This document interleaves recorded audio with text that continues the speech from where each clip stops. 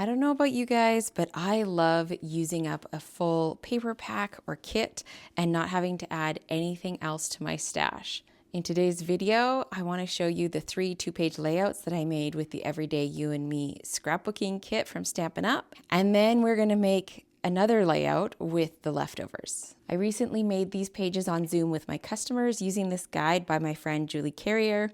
I'll put the link below to her video where she shows her pages and also the link where you can purchase the guide. This kit does come with a workshop guide from Stampin Up, but I really love Julie's version of the layout and I was excited to make those. So here on the first 2 pages, I'm just documenting my birthday, and we went out for a nice little birthday lunch.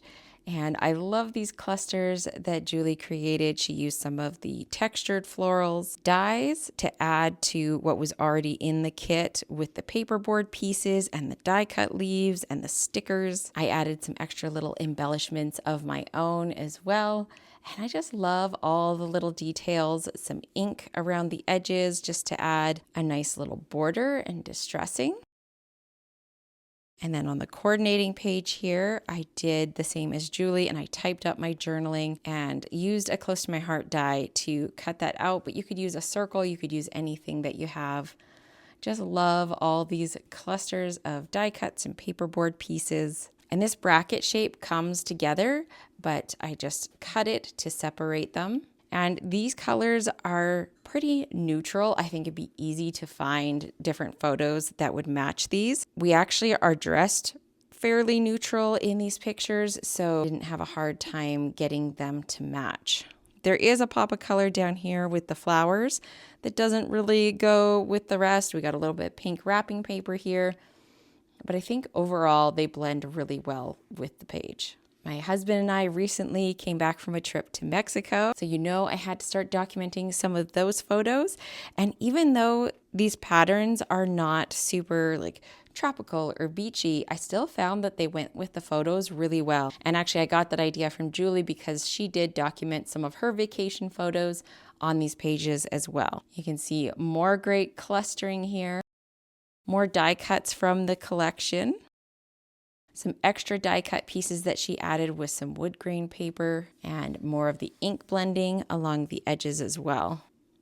Got lots of room for journaling here. Julie typed up her journaling, but I decided just to draw some pencil lines and do mine by hand. And you could definitely squeeze in more photos if you wanted to do more. You could do a little grid of 3x3s, I think would fit here really nice. But this actually worked out perfectly for the amount of photos. This was documenting all the room service that we enjoyed on this trip. We don't usually order room service, but it was included in this all-inclusive, and it was amazing. The food quality was amazing. The service was amazing. We had our breakfast ordered each night, so it would show up at the right time. We were really spoiled.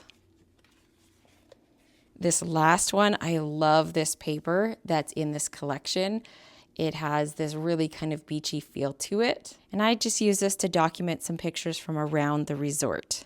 Extra pieces added to these was some circles cut from wood grain paper, and I had some leftover paperboard leaves, so I did add those as well. I just love all the little details. We have some ribbon and some twine on this one, and I do have a couple extra pictures I want to put in of the resort, so I layered this photo on top of these two so that I could easily add a flip flap. This vacation was me and my husband, just the two of us, so I thought the You and Me worked really well for that. So the colors in this collection are super soft and beautiful, and I think it'd be really easy to find some photos that go well with these colors. I'm just excited that I already have 2 layouts documenting the trip that we just got home from. Even my husband was a little bit shocked. He's like, wow, we come home and already there's pages. So I'll show you what scraps I have left. There was quite a bit of cardstock that was used in the original design, so I have quite a few pieces of cardstock, which isn't a big deal. Those can roll into my regular collection if I don't use them. Cardstock always comes in handy. I have a handful of stickers left. I was thinking I might use this, My Happy Place, for my layout. That would be a great title. Not too many stickers left. We've got a little journaling spot here as well. And then I have this scrap. Another little strip of this one, that one. This has flowers on the back side, but I really like the stripe side. And then this one is this nice plaid. And then this is kind of like little stars on this side, kind of with a watercolor. So that's the pattern paper I have left. So I was thinking I want to combine some other paper in here, and I have this. This is from the Woven Textures DSP. And this one has like 3 pieces of each of the patterns that come in here, which is really nice. So I was looking through here. I just used this canvas one on my most recent video. And then we have these other textures as well. I did consider this, and I think it would go because we have this yellow. It's very warm in here, but we also have cool tones with the gray. So I feel like this can go either warm or cool very easily. But I'm thinking I like this circular pattern. For my layout design, I'm going to be using one of the sketches from the CDT sketchbook. This is the 12 by 12 volume 2. And I liked the number of photos. I liked all the landscape photos. This time I actually came home with a lot of landscape photos, which is unusual for me. I tend to get stuck in portrait and all my photos are portrait. So I have photos of us by the pool. And I thought that would make a great layout. We spent quite a bit of time there and really enjoyed ourselves. I'm really happy with how my photos turned out, but I'm also trying to find ways to improve my photography skills. I love the portrait mode on iPhones, and I recently discovered that you can control the amount of blur. So you see like the blur in the background. In editing, you can increase the blur or decrease it. You're not just stuck with that initial photo that you take. I've been taking a class about iPhone photography on Skillshare, and it's been helping me become more familiar with my camera. This video is sponsored by Skillshare, which is the largest online learning platform, perfect for creative people. They have a huge selection of classes on all types of topics like photography, music, drawing, animation, sewing, and so much more. The classes are broken down into bite-sized lessons so you can learn even if you only have small chunks of time.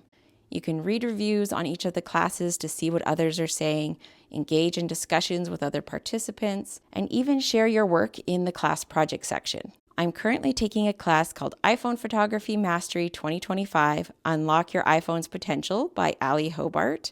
It's a big class with over 4 hours of content, so I really appreciate that I can do a lesson or 2 at a time and keep coming back to learn different aspects of my iPhone.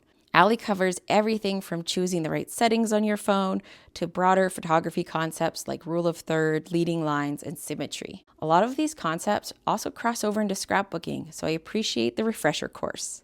If you want to expand your creative practice and try something new, the first 500 people to use my link in the description will receive a free 1-month trial to Skillshare. I hope you go check it out.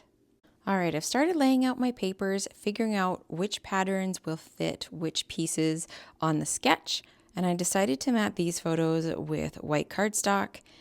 And these ones I'm still undecided because there is another layer on the sketch that goes right here, but unfortunately I don't have a lot of paper options left. So I have this one, which is too small. I would like to use this somewhere on my page. I have this one, which I'm not a huge fan of and I don't think really suits my page. And I would like to use the pattern that has sort of the watercolor feel to it, but I've used both pieces of that already. So I did cut this piece of Country Woods paper.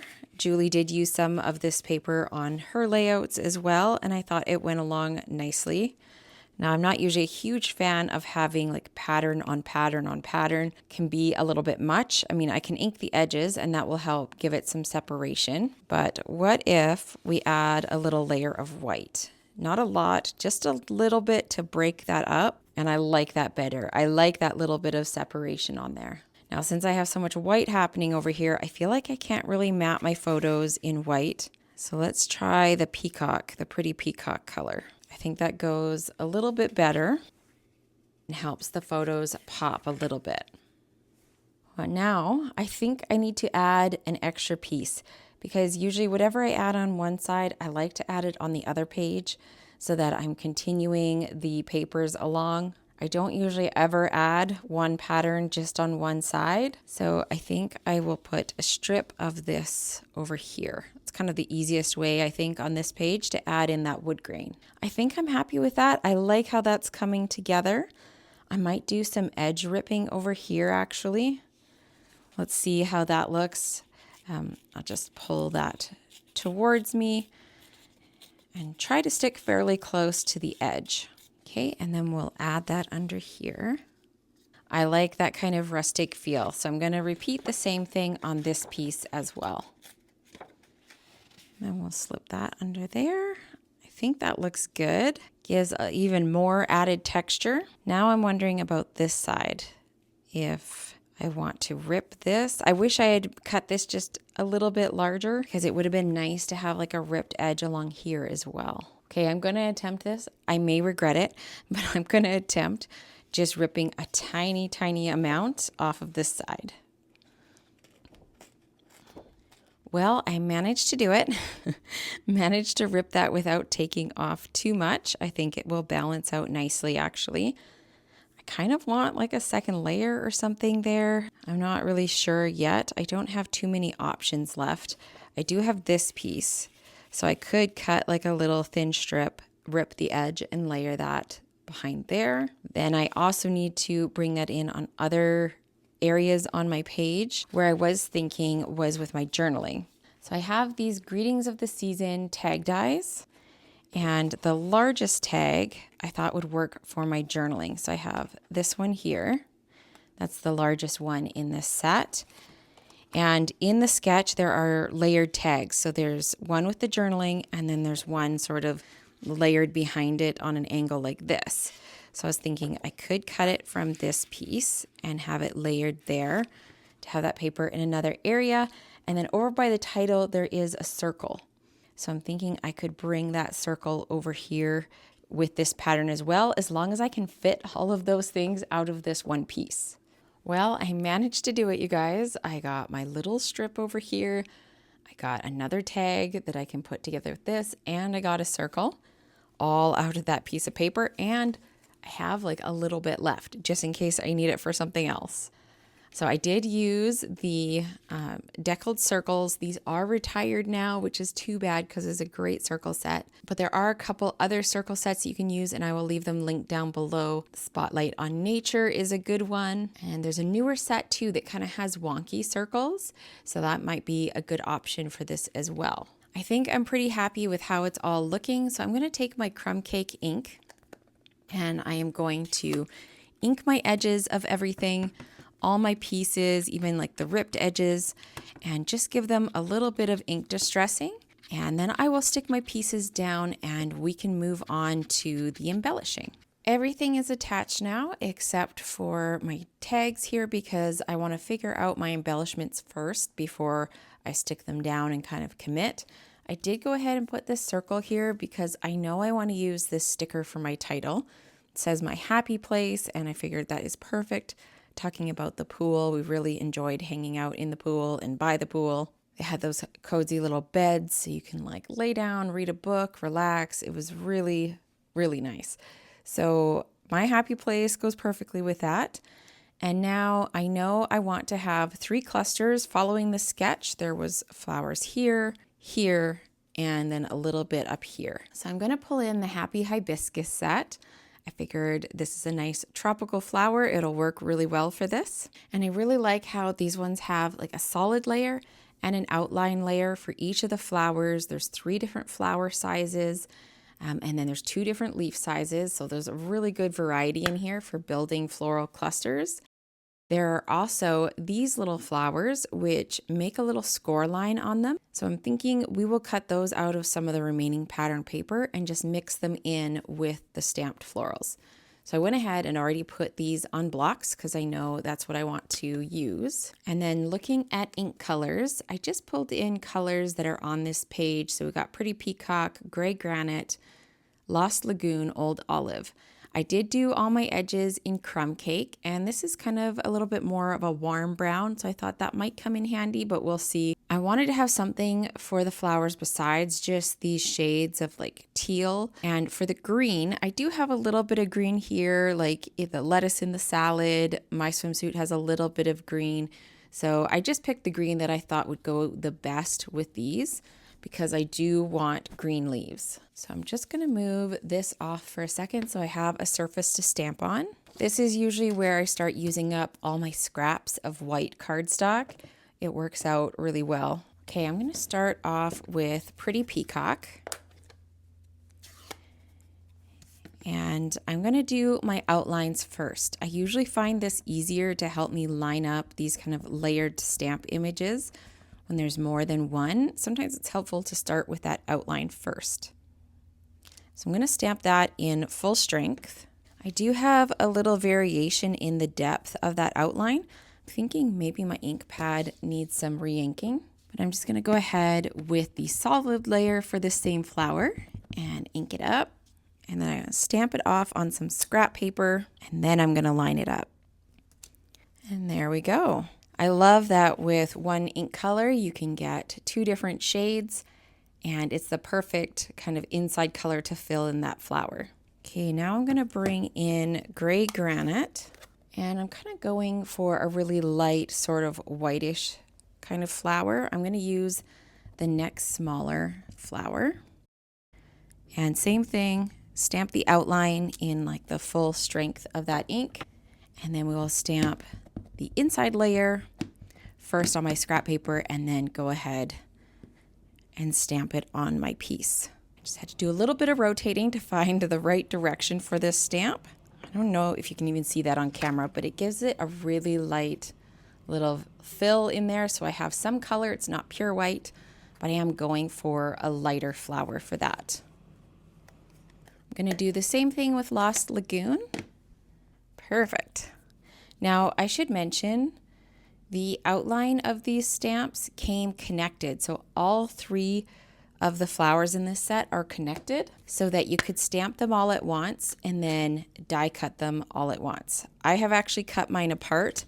I can line them back up on a block and stamp them all together if I want to, but I usually find I want to do them different colors, and then I just die cut them out separately. So even though the die is connected, I'll just go in, cut these apart, and then line up the die. It's not as handy as if this wasn't linked together, but there is an embossing folder that this goes into so that you can do the hybrid embossing folder and die cut and emboss at the same time. But I just want to use the die cut feature, so I'll just put this on here to line it up, and then grab some washi tape and just stick it down to make sure that it's not going to move on me. And I'll just die cut them one at a time. But that's something to think about if you get this set, whether or not you want to cut apart the outline flowers or not, or just stamp them all together in each color. That works too. It's kind of your personal preference. These shadow stamps are not connected. They come individually already. Now for all my leaves, I'm going to do the same thing, except I'm using Old Olive, and I'm going to stamp the outline first, and then the fill image, stamping off, and then filling in. I find this easier than trying to find another ink color that I want to use that will go well. This just automatically goes and gives me a nice shade to work with. So I have a whole bunch more to stamp and die cut. I'm going to go ahead and do that, and then we can start playing around and layering them up on my pages. I decided not to stamp any of the smallest flower that comes in that set, and instead I die cut these little flowers. There's little score lines in there, and there's 4 dies all together, 2 large, 2 small, and I figured these should look good layered on top of each other. So I'm going along and just putting my nail on that score line to help the petal fold over on the score, just to give them a little bit of shape. They are quite small, especially the smallest one, so it's a little bit tricky, but not too bad. Then I'm going to glue these layers together. I do want to make sure the petals are offset. I think they look a little bit fuller, a little bit better if they're offset from each other. And then I think I need something for flower centers. So I do have the Rhinestone Basic Jewels. Can never go wrong. I'm almost out of these ones. They normally come with 3 different sizes, but I've used all the larger ones. I'm going to use my Picket tool here with the sticky end. So I can just place those rhinestones in the center. There we go. All right, so now I'm just going to start building my clusters. I always like to start with the big flowers first. I think that helps kind of set the space, kind of see how many flowers you need to fill up the amount of space that you have, and also figure out colors and what will look best. And then I have 2 different sizes of leaves. Those are the ones that we stamped and die cut. I want to put some down here at the bottom. I think this green goes well because it's soft enough that it matches the other soft colors in here. Another one over here. Maybe I'll use 2 large ones on this cluster. Okay, and then I want to add some of these flowers as well. So I kind of have a little hole or a gap right there. So pop one in there, maybe one up here somewhere.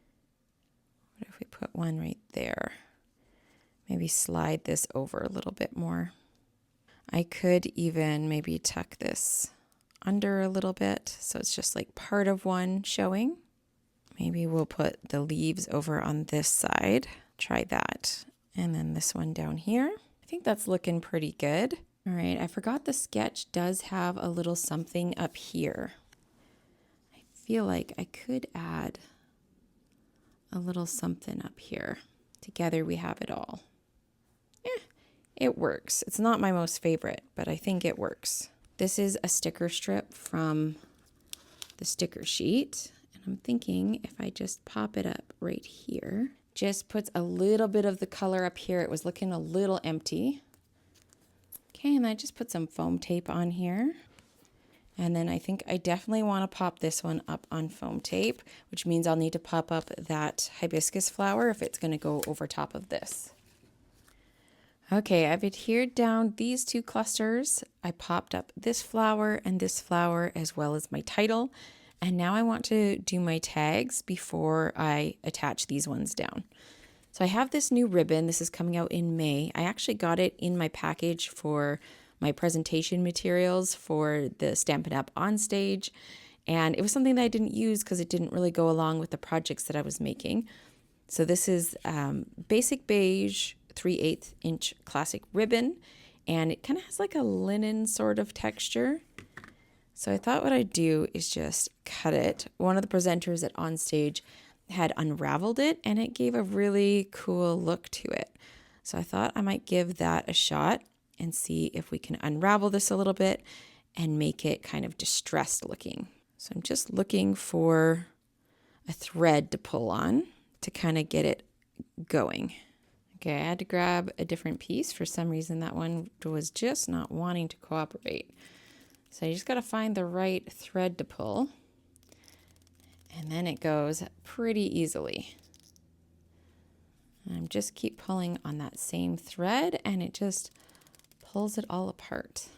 Okay, I couldn't get it going from the other direction for some reason, but I was able to kind of shred it all. Now the trick is getting it through the hole here onto the tag and kind of keeping everything together. So I'm just trying to keep it all nice and neat and tidy so the pieces don't just go all over the place. I'm going to have little bits of thread over my entire desk. Now I'm going to take my linen thread here, and I'm just going to make a little bow around this to help hold it. Almost need extra fingers for this job. Okay, I got this into a bow. Now I just got to mess around with it a little bit. Get my bow kind of facing the right direction. And then I'm just going to trim up the ends on my linen thread. I did my other one off camera. So now I can just put some adhesive on the back of these, and I just want to make sure I don't cover up any of my journaling. All right, let's finish off these clusters with just a little bit more embellishment. I feel like these pages could use a little bit more twinkle, so I've grabbed another pack of these rhinestones, and I'm just going to go ahead and add even a little bit more twinkle and just extend out these clusters just a little bit. I think that's pretty good. And then I'm also going to add just a little bit of glue on the back side here because this ribbon seems a little bit slippery. So I want to glue my little knots into place here. All right, here is a little close-up look. I think that little bit of extra twinkle just added something special to the clusters. I love all the texture on this page, both from that printed paper and the extra little bit of ripping and the ribbon. Lots of really little fun details on here. If you enjoyed watching me use up a full paper pack, check out this video next where I do the same thing with a different scrapbooking workshop. Thanks for watching, and I'll see you again soon.